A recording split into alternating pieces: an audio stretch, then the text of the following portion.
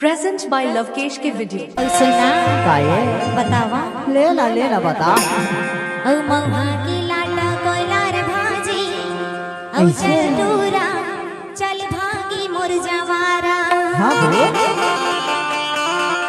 औ मौहा की लाटा कोयलार भाजी औ चल टूरा चल भागी मोर जवारा ऐसे देख रे पर तो कही था का औ मौहा की लाटा कोयलार भाजी चल टूरा चल भागी मोर जवारा मौहा की लाटा कोयलार भाजी चल टूरा चल भागी मोर जवारा मौहा की लाटा कोयलार भाजी चल टूरा चल भागी मोर जवारा सखी मजो तो जिंदगी बिताऊं